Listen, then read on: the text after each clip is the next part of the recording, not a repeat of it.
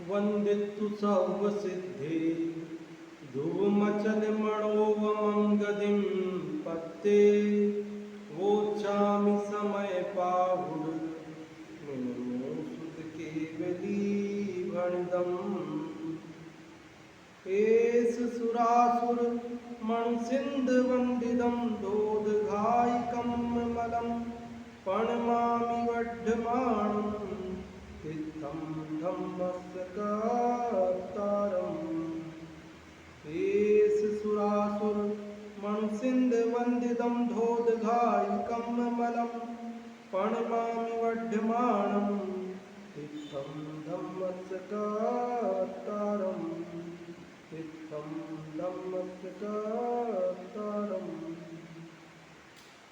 यह पद्मनंदी पंचविंशति का नामक ग्रंथराज है।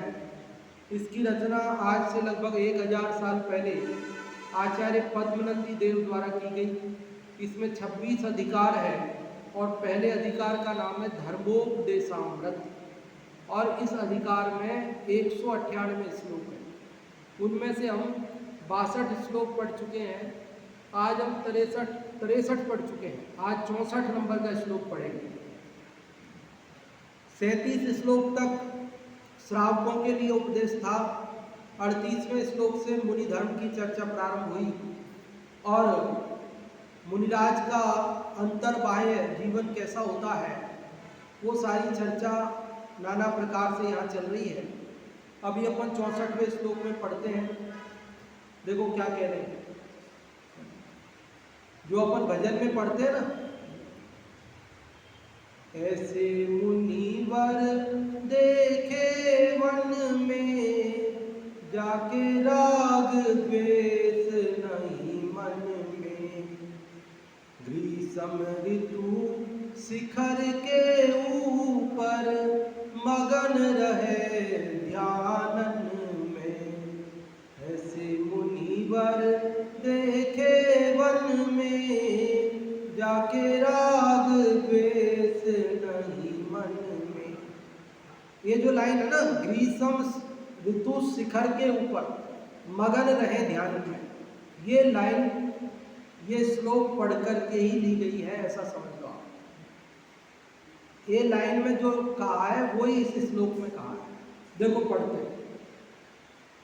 प्रोद्यतिग्म करोग्रतेजसि लसा चंडानिलोद्यदिशि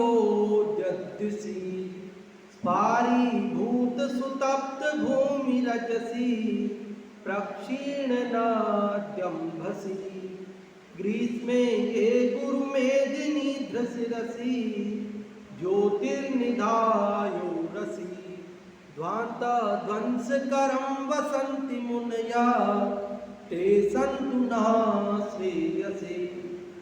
क्या कह रहे आचार्य पद्मनंदी देव कि प्रोद्यत तिग्म करोग्र तेजसी, जब तीव्र किरणों से सूर्य चमक रहा होता है, चंडा निलोद्यत दिशि, चंड मतलब प्रचंड, बहुत गर्म हवा, अनिल मतलब हवा से चारों दिशाएं व्याप्त हो गई होती है। क्या समझ में आई पहली लाइन? कि जिस समय सूर्य अपनी तीक्ष्ण उष्ण किरणों से चमक रहा होता है, जिस समय एकदम गर्म हवा लू चारों दिशाओं में चल रही होती है, स्फारीभूत सुतप्त भूमि रजसी, भूमि की जो रज है, मिट्टी है, धूल है, वो भी स्फारीभूत सुतप्त एकदम गर्म हो चुकी होती है। जिस समय में क्या हो रखा होता है, सूर्य अपनी तीव्र तीक्ष्ण किरणों से चमक रहा होता है, जिस समय गर्म लू के थपेड़े चारों दिशाओं में चल रहे होते हैं, जिस समय जमीन की जो मिट्टी है, रेत है, वो भी एकदम गर्म हो गई होती है, और प्रक्षीण नद्यम भसी, और नदियों का जो अंभ मतलब जल है वो भी प्रक्षीण सूख गया होता है। नदियों का पानी भी सूख गया होता है। ऐसे ग्रीस में मतलब गर्मी में, ऐसी गर्मी में। कैसी गर्मी? 4 बातें बताई कि जब सूर्य अपनी तीक्ष्ण किरणों से तप रहा होता है, जब चारों ओर गर्म हवा चल रही होती है, जब जमीन की मिट्टी भी गर्म हो चुकी होती है, जब नदियों का जल सूख गया होता है, ऐसी गर्मी में ये मतलब जो गुरु मेदिनीद्र शिरसी, गुरु मतलब यहाँ गुरु नहीं है, गुरु मतलब विशाल, गुरु मतलब बड़े, कि बड़े बड़े मेदिनीद्र, मेदिनीद्र मतलब पर्वत, मेदिनी मतलब पृथ्वी, और मेदिनीद्र मतलब मेदिनी को धारण करने वाला, तो वो पर्वत। भू मतलब पृथ्वी और भूधर पर्वत। जितने भी पृथ्वी के सब पर्यायवाची 27 नाम हैं, उन 27 नामों के आगे धर शब्द लग जाए तो उन सब 27 नामों का परिवर्तन होकर क्या बन जाते हैं? वो पर्वत के पर्यायवाची बन जाते हैं। तो यह मेदिनीध्र मतलब पर्वत। कैसा पर्वत? गुरु, गुरु मतलब बड़ा, विशाल, ऊंचा। ऐसे बड़े पर्वतों के शिरसी, उनके माथे पर, पर्वत के माथे पर मतलब पर्वत की चोटी पर, समझ गए?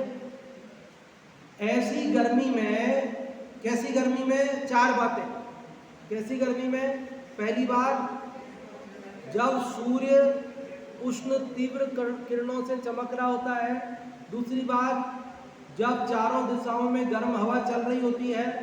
तीसरी बात, जब जमीन की मिट्टी भी गर्म हो चुकी होती है। चौथी बात, नदियों का पानी सूख गया होता है।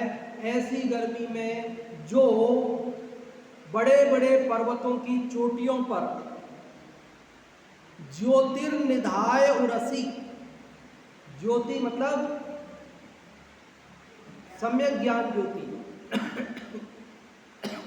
उसको निधाय मतलब रखकर, कहाँ? उरसी, हृदय में। उर मतलब हृदय, अपने हृदय में ज्ञान ज्योति को धारण करके।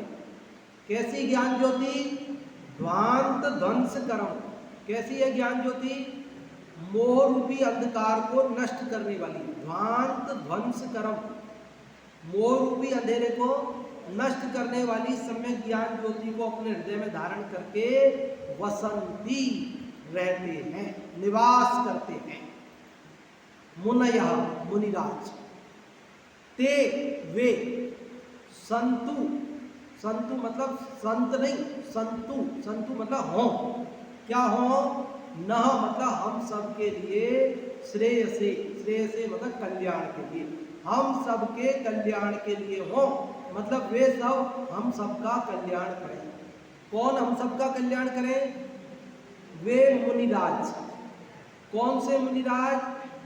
कि जो ऐसी गर्मी में कि जब सूर्य तीव्र किरणों से चमक रहा होता है, गर्म हवा चारों दिशाओं में चल रही होती है, जमीन की मिट्टी भी गर्म हो गई होती है, नदियों का पानी भी सूख गया होता है।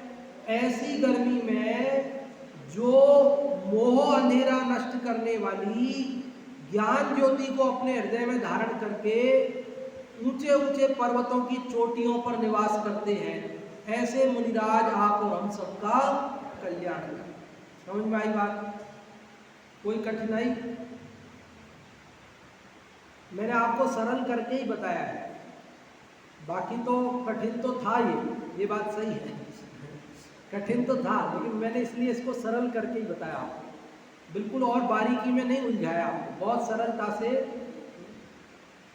देखो सीधी सी बात है कि वे मुनिराज हम सबका कल्याण करें। कि कौन से मुनिराज हम सबका कल्याण करें? तो कह रहे जो ज्ञान ज्योति को अपने हृदय में धारण करके पर्वतों के शिखरों पर बसते हैं। तो कैसी ज्ञान ज्योति? मोह अंधेरा नष्ट करने वाली। कैसे कैसे पर्वतों पे? कि विशाल पर्वतों पे। कि किस समय? कि गर्मी में। कैसी गर्मी में? कि जब सूर्य तीव्र किरणों से चमक रहा है। कैसी गर्मी में कि जब गर्म हवा चारों दिशाओं में चल रही है।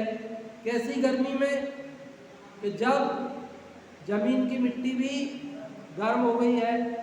कैसी गर्मी में कि जब नदियों का पानी भी सूख गया है। सरल है। कोई बोल सकते हैं आप में से थोड़ा बहुत? बोलना चाहे तो माइक ले लें या बाद में बोलेंगे? अभी बोलना। जैन साहब बोलेंगे? जैन साहब आगे वो आगे।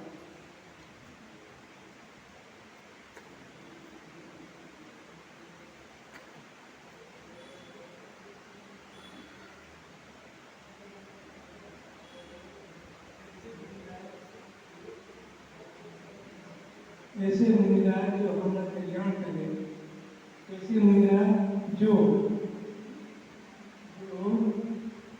सूर्य की तपती हुई गर्मी के अंदर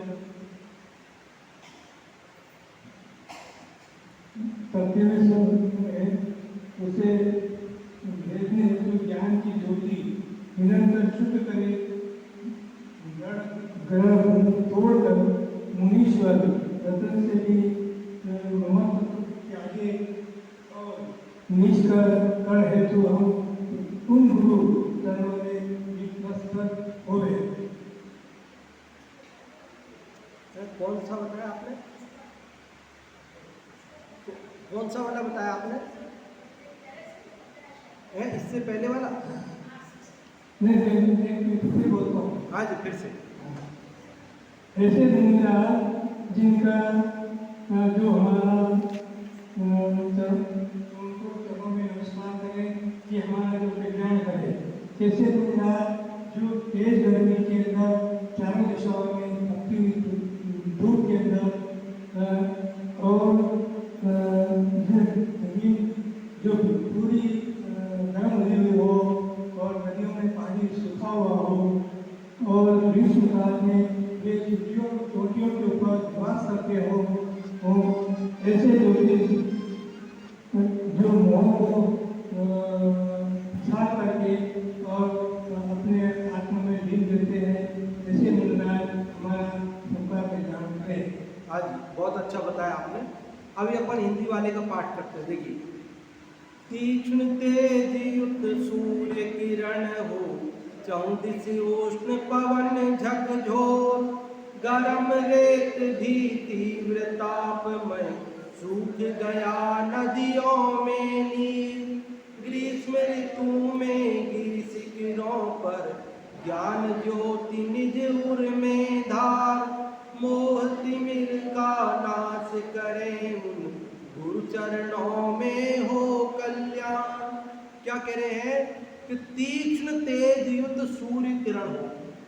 समझ में आ गई पहला विशेषण कि जब सूर्य की किरणें तीखी एकदम जलाने वाली और चौदिसी उष्ण पवन झकझोर, चारों दिशाओं में उष्ण मतलब गर्म, पवन मतलब हवा, झकझोर मतलब तेजी से चल रही। गरम रेत भी तीव्र तापमय, और रेत भी मिट्टी भी कैसी हो गई? गर्म, एकदम तीव्र तपी हुई। सूख गया नदियों में नीर, नदियों का पानी अभी बरसात में जो भर के बह रही है वो सब नदियाँ गर्मी में क्या होती है? सूख जाती है। और ग्रीष्म ऋतु में ऐसी गर्मी के सीजन में गिरी शिखरों पर, पर्वतों की चोटियों पर ज्ञान ज्योति निज उर में धार, ज्ञान ज्योति को अपने हृदय में धारण करके। कैसी ज्ञान ज्योति? मोह तिमिर का नाश करे, मोह अंधेरा हरने वाली, उससे अपने मोह अंधेरे को नष्ट करते रहते। उन गुरु चरणों में हो कल्याण, उन गुरुओं का आश्रय ले तो हमारा भी मोह अंधेरा नष्ट हो गए, हमारा भी कल्याण हो गए। ये बात याद रखो। तो ये जो भजन में पंक्ति आती है वो पंक्ति मुझे तो ऐसा लगता है कि जिसने भी वो भजन रचा होगा तो ये पढ़ के ही वो पंक्ति लिखी होगी। कौन सी पंक्ति? ग्रीष्म ऋतु शिखर के ऊपर मगन रहे ध्यानन में। ऐसे मुनिवर देखे वन में, जाके राग द्वेष नहीं मन में। मन में भी बोलते, तन में भी बोलते, जो भी हो, दोनों में अर्थ बैठ जाएगा। जो मन में बोलते हैं वो यूँ सोचते हैं, तन में थोड़ी होता है राग द्वेष तो मन में होता है, इसलिए वो मन में बोलते हैं। और तन में हो तो भी कोई दिक्कत नहीं, भाई शरीर के प्रति भी राग द्वेष नहीं होगा। अन्य द्रव्यों से तो राग द्वेष है ही नहीं, लेकिन शरीर से भी राग द्वेष है, तो दोनों तरह से अर्थ बैठ गया। अब मूल लेखक ने क्या लिखा है, तन लिखा है मन, को पता नहीं, दोनों ही बातें चल रही है।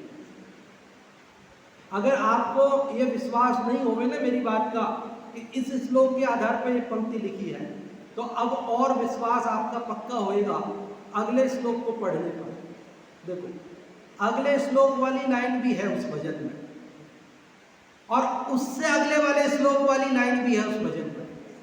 कंटिन्यू 3 श्लोक में जो बात कही है वो तीनों श्लोक की बात उस भजन में है। तो इससे तो अब आप पक्का ये मान लीजिए कि जिसने भी वो भजन रचा होगा तो ये श्लोकों को पढ़ने के बाद ही रचा होगा।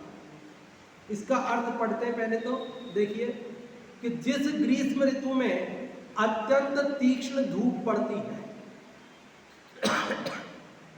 चारों दिशाओं में भयंकर लू चलती है, जिस ऋतु में अत्यंत संताप को देने वाली गर्म रेत फैल जाती है तथा नदियों का पानी सूख जाता है, ऐसी भयंकर ग्रीष्मकाल ऋतु में जो मुनि समस्त अंधकार को नाश करने वाली सम्यक ज्ञान रूपी ज्योति को अपने मन में रखकर अत्यंत ऊंचे पहाड़ की चोटी पर निवास करते हैं, उन मुनियों के लिए हमारा नमस्कार हो, अर्थात वे हमारा कल्याण करें।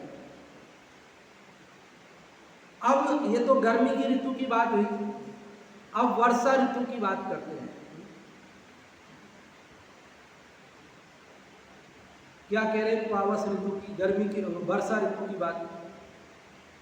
ते वह पातु मुमुक्षवः कृतरवै रब्दैरति श्यामलै सस्वद्वारिव मध्विरब्धि विषय चारत्व दोषादिव काले मज्जदिले पतद्गिरिकुले धावद्धुनि संकुले झंझावात विसंस्थुले तरुतले तिष्ठन्ति ये साधव।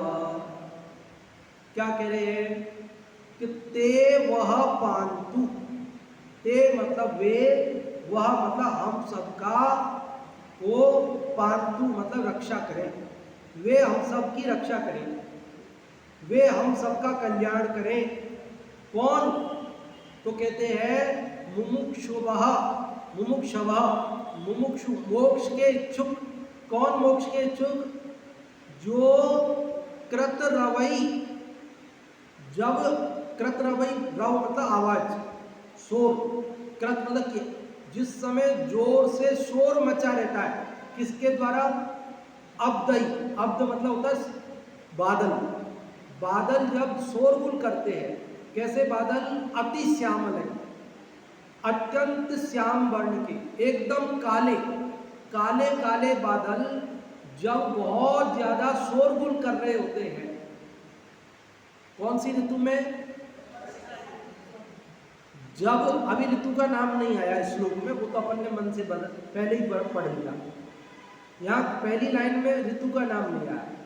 पहली लाइन में तो वो कह रहे हैं, क्या कह रहे हैं कि जब अति श्यामल मतलब एकदम घने काले बादल, बादल किस शब्द का अर्थ है? अब्द, अब्द मतलब बादल, अब्दई, बादलों के द्वारा कृतरवै बहुत शोरगुल मचाया जाता है, एकदम कड़कती रहती है बिजलियां और जोर से घुमड़ते उमड़ते रहते हैं। और सस्वद वारी वमद भी क्या करते हैं? वो सस्वत मतलब शाश्वत, निरंतर, लगातार क्या करते हैं? निरंतर वारी, वारी मतलब पानी, वो वमद भी, वारी का वमन करते हैं, उल्टी करते हैं ना, बादल क्या पहले पी के आ गए पानी समुद्रों में से और फिर उगल रहे वो हमारे ऊपर।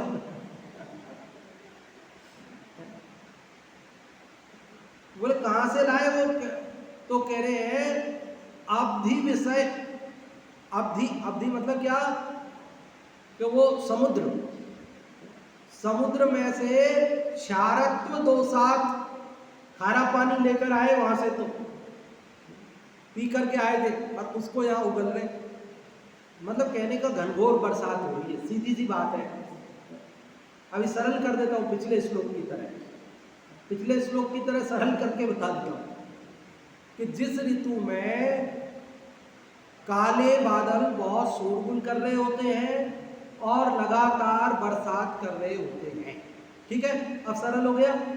जिस ऋतु में काले काले बादल बहुत अधिक शोरगुल कर रहे होते हैं, गर्जना कर रहे होते हैं और लगातार पानी बरसा रहे होते हैं, ऐसे काले मतलब ऐसे काल में। अब ये वर्षा ऋतु, इस काल में वर्षा ऋतु के लिए शब्द आया। ये काल का मतलब तो समय है, लेकिन कौन सा समय कि जिस समय काले बादल बहुत शोरगुल करते हैं, पानी बरसाते हैं लगातार। और क्या होता है उस ऋतु में? तो कहते हैं मज्जद इले। मज्जद इले, इला मतलब होता है पृथ्वी। पृथ्वी का क्या होता है? मज्जद, पानी में डूबने लगती है पृथ्वी, सब तरफ पानी पानी पानी पानी, और मिट्टी धसक जाती है नीचे। जिस ऋतु में इला, पृथ्वी क्या है? नीचे धंस जाती है। पानी बरसात में क्या होता है? मिट्टी धंस जाती है नीचे। और पतत गिरिकुले, गिरिकुल मतलब जो पहाड़ों का समूह है उस पे से पत्थर पतत गिरने लगते हैं। वर्षा ऋतु में क्या होता है? बोलो समझ में आ रही कि नहीं आ रही बात? कठिन नहीं है, मैं आपको सरल करके ही बता रहा हूं। कैसी ऋतु में? जिस ऋतु में घने काले बादल क्या करते हैं? बहुत तो शोर करते हैं, और क्या करते हैं? लगातार पानी बरसाते हैं। और पृथ्वी का क्या होता है कि वो भी थोड़ी सी धंस जाती है, पानी में डूब जाती है, सब तरफ पानी पानी नजर आता है। और पतत गिरिकुले, पर्वतों से पत्थर गिरने लगते हैं। बारिश के दिनों में उदयपुर के आसपास के हाईवे के ऊपर खबर पढ़ते रहते ना, पर जहाँ पहाड़ से मलबा गिर गया, इतने पत्थर गिर गए, रोड जाम हो गया, अहमदाबाद रोड जाम हो गया, ये झाड़ों वाला बंद हो गया, ये बंद हो गया, उस पर गिर गया, ये सब, ये पहाड़ों से पत्थर गिरते रहते हैं। और क्या? धावत धुनी संकुले, धावत मतलब दौड़ती रहती है। कौन? नदियां, पानी से भरी हुई नदियां चारों तरफ दौड़ रही होती है, चारों तरफ तेजी से पानी का प्रवाह। जो आयड़ सूखी पड़ी रहती थी वो आयड़ भी अभी भर के बह रही है, भर के, है ना, उसमें भी पानी का प्रवाह चल रहा है। जो तालाब सूखे रहते थे वो भी भर गए, जो नदियां सूखी पड़ी थी वो भी पानी से बह रही है। तो वर्षा ऋतु में क्या होता है? अभी तक समझ में आई? 3 लाइन हो गई। सबसे पहले कहा ते वह पांतु, वे हमारी रक्षा करें। कौन करे? वो अभी बात आई नहीं है। अभी तो ये बता रहे कि जिस काल में काले बादल गरजते हैं, लगातार बरसते हैं, जमीन धंस जाती है, पर्वतों से पत्थर गिरते हैं, चारों तरफ नदियां पानी भर के बहती है तेजी से, झंझावात विसंस्थुले, और झंझावात पानी के साथ साथ हवा, झंझावात मतलब पानी के साथ साथ तीव्र हवा चल रही होती है, झंझावात चल रहा होता है, उसके कारण विसंस्थुल मतलब भयानक हो जाता है। बोलो रात के समय बरसात के दिनों में बारिश भी हो और हवा भी हो, पेड़ों के नीचे कैसा डर लगता है। अंधेरा भी है, पत्ते खड़खड़ा रहे हैं, हवा चल रही है, पानी गिर रहा है, कैसा भय हो जाता है, डर लगता है नहीं लगता है? ऐसे विसंस्तुले मतलब भयानक, ऐसे भयानक तरुतले वृक्षों के नीचे तिष्ठन्ति ये साधवा। तिष्ठन्ति मतलब रहते हैं, ते मतलब वे, साधवा मतलब साधु, वे साधु जो वृक्षों के नीचे निवास करते हैं, वे साधु हमारी रक्षा करें। कौन से साधु?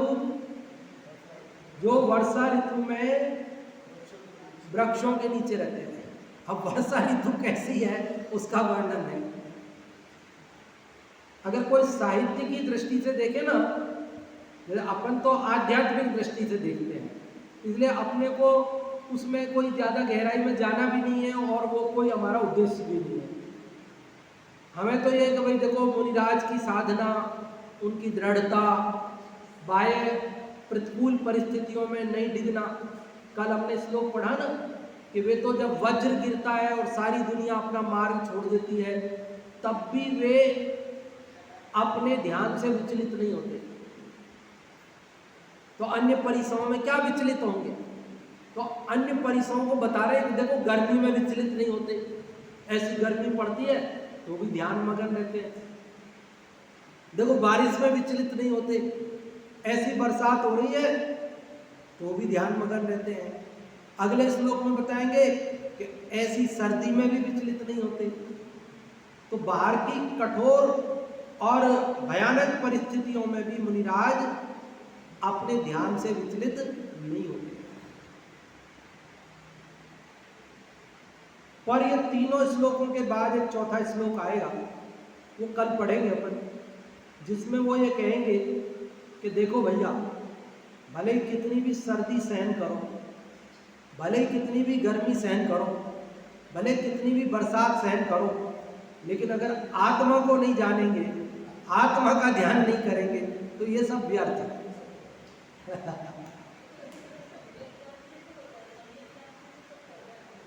वो तो उसके धारी हैं, इसलिए उसमें कोई संशय नहीं है, इसलिए उनकी तो महिमा की जा रही है, पूजा की जा रही है, उनकी स्तुति की जा रही है।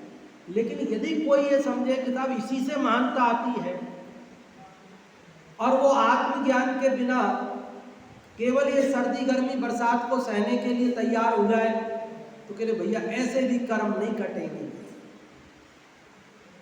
बड़ा प्यारा उदाहरण देंगे उसमें, वो कहेंगे जिस खेत में से धान काट लिया गया हो, मतलब धान हो ही नहीं, फसल हो ही नहीं, और आप उसके बाड़ लगाओ, जिस खेत के अंदर अनाज है ही नहीं, फसल है ही नहीं, और आप उसके बाड़ लगाओ तो व्यर्थ है, कोई मतलब की नहीं है। ऐसे ही जिनको आत्मा का ज्ञान और आत्मा का ध्यान नहीं है, फिर वे बाहर में सर्दी सहें, गर्मी सहें, बरसात सहें और कुछ सहें, तो वो सब व्यर्थ का काय क्लेश है, उससे मुक्ति नहीं होती। लेकिन आत्मज्ञानी जीव बाहर में ये सब सहन करते हैं, तो ये उनका काय क्लेश नाम का तप है। क्या है ये? बहुत मार्मिक बात है, दोनों पक्षों को मुनिराज रखते हैं। वो चर्चा कल आएगी, लेकिन अब कोई मान लो कल नहीं आवे कदाचित, इसलिए मैंने थोड़ा सा इशारा आपको आज कर दिया, बाकी व्यवस्थित रूप से वो चर्चा अपन कल करेंगे। तो अभी 2 श्लोक पढ़े आगे पढ़े, कौन कौन से नंबर के? 64 और 65। 64वें में क्या बात कही कि मुनिराज गर्मी में भी पर्वत की चोटियों पर ध्यान करते हैं, और 65 में क्या कही कि वर्षा ऋतु में भी मुनिराज पेड़ों के नीचे ध्यान करते हैं। जब मैं छोटा था ना, तब मैं ऐसे सोचता था, जब मैं ये बात सुनता था कि वर्षा ऋतु में तरुतल ठाड़े, जब ये भजन भक्ति सुनता था, पढ़ता था, तो मेरे मन में यूँ विचार आता था, गर्मी में तो तकलीफ होती है भाई, धूप में वहाँ ऊपर पर्वतों की चोटियों पर ध्यान करते हैं, सर्दी में भी ठीक है, वो नदी के किनारे पर होता है तो वो भी है, कष्टप्रद है, लेकिन बरसात में तो पेड़ों के नीचे तो बढ़िया है। क्योंकि अपन तो क्या होता है, जैसे बारिश आती है तो पेड़ के नीचे छुप जाते हैं, तो मेरे को ऐसा लगता था, मतलब बचपन में ऐसा ही लगता था तो भाई पेड़ों पे नीचे तो बढ़िया है, उनको बारिश नहीं लगती, फिर तो आराम है, इसमें काय क्लेश क्या हुआ। लेकिन बाद में समझ में आई ये बात कि वो पेड़ों के नीचे हमेशा ही बरसात होती है। क्या समझ में आई बात? खुली जगह में तो क्या जब बरसात होती है तब होती है बरसात, हमेशा जैसे घंटे भर बरसात हुई, फिर घंटे भर रुक गई, फिर घंटे भर हुई, फिर घंटे भर रुक गई, ऐसे चलती रुकती रहती है ना बरसात। तो खुले में हो तो घंटे भर जब बरसात होगी तब तो भीगना पड़ेगा, फिर रुक जाएगी जब तो कोई टेंशन नहीं है, फिर चालू होगी फिर भीगेंगे, फिर रुक जाएगी फिर कोई टेंशन नहीं है। लेकिन पेड़ों के नीचे तो क्या है कि बरसात हुई जब तो बरसात हुई तब तो भीगना ही है। शुरुआत में 1-2 मिनट नहीं आएगा पानी, वो अलग बात है, लेकिन उसके बाद तो आना ही है। फिर पत्तों पे पानी रुका रहता है, बरसात रुक जाती है तो भी हवा से पत्ते हिलते हैं और पानी गिरता है। पत्तों का पानी जब तक गिर के चुकता है तब तक नई बरसात आ जाती है, फिर बरसात, और जब बरसात रुकती है तो फिर उन पत्तों का पानी गिरता है और फिर वो पानी गिर के चुकता है, तब तक नई बरसात आ जाती है। तो इस प्रकार से पेड़ों के नीचे तो निरंतर ही बरसात होती रहती है और मुनिराज उन निरंतर बरसने वाले वृक्षों के नीचे भी उस वर्षा से विचलित हुए बिना क्या करते हैं, ध्यान करते हैं। एक बात बताओ, आपको और हमको क्या तकलीफ है बरसात में? हम तो पक्के घरों में तो बैठे हैं, घर से बाहर निकलते हैं तो रेनकोट पहन लेते हैं, नहीं तो कार ले लेते हैं, नहीं तो ऑटो कर लेते हैं। बरसात आ रही तो रुक के चले जाते हैं, जब बरसात रुक जाती तब चले जाते हैं। तो भी हमको कितनी आफत लगती, क्या चिपचिप मच रही है, क्या बरसात हो रही है, रुकती ही नहीं है, कोई तकलीफ नहीं है तो भी। और मुनिराज उनके तन पे वस्त्र भी नहीं है, रेनकोट आदि की बात तो दूर ही रहो। तो ऐसे वर्षा ऋतु के जो परिसर हैं उनको भी वे सहन करते हैं, शीत ऋतु के परिसरों को, गर्मी की ऋतु के परिसरों को सहन करते हैं।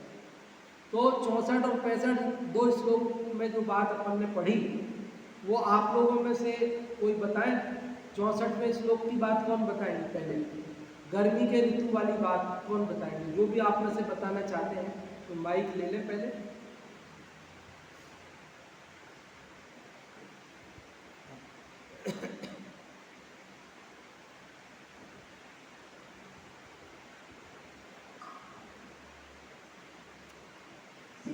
पूर्ण के इस छंद में बताया है कि जो मुनिराज होते हैं वे ग्रीष्म ऋतु में किस तरह से तप करते हैं, जब बहुत ही तेज सूर्य होता है और एकदम गर्म हवा चलती है, जो धरती है वो भी एकदम गर्म रहती है, पानी सूख जाता है नदियों में।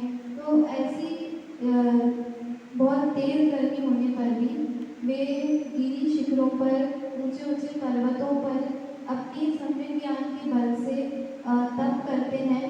ऐसे जो गुरु हैं वे हमारा कल्याण करें। बहुत बढ़िया बताया हर्षिता आपने 64वें का, और 65वें का आप लोगों में से कौन बताएंगे? हाँ जी।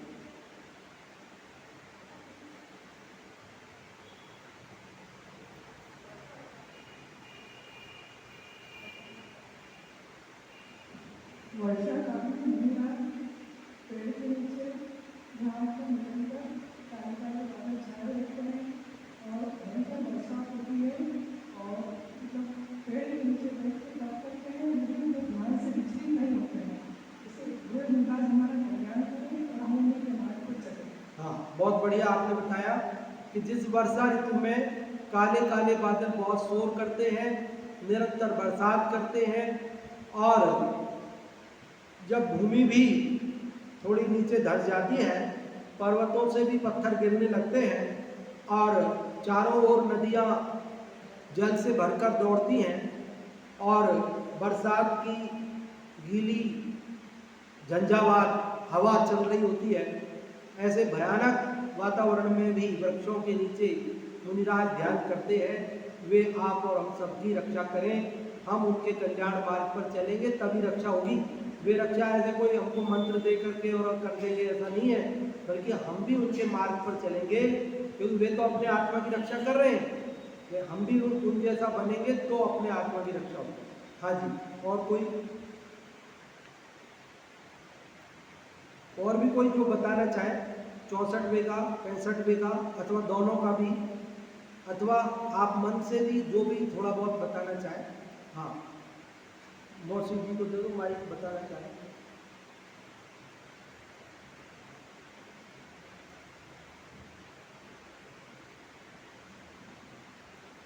जब वर्षा काल में काले काले बादल भयंकर शब्द करते हैं और जोरदार हवा चलती है और जमीन पानी के कारण नीचे धंस जाती है और पर्वतों से जब पत्थर नीचे गिरने लग जाते हैं और चारों तरफ नदियाँ पूरी पानी से भरकर बह रही है, ऐसे समय में भी मुनिराज वृक्षों के नीचे बैठकर तप करते हैं। ऐसे मुनिराज धन्य है, वे हमारी रक्षा करें। हाँ, बहुत बढ़िया आपने बताया। अब अगले श्लोक की चर्चा अपन कल करेंगे। अभी जिन्वाणी स्तुति।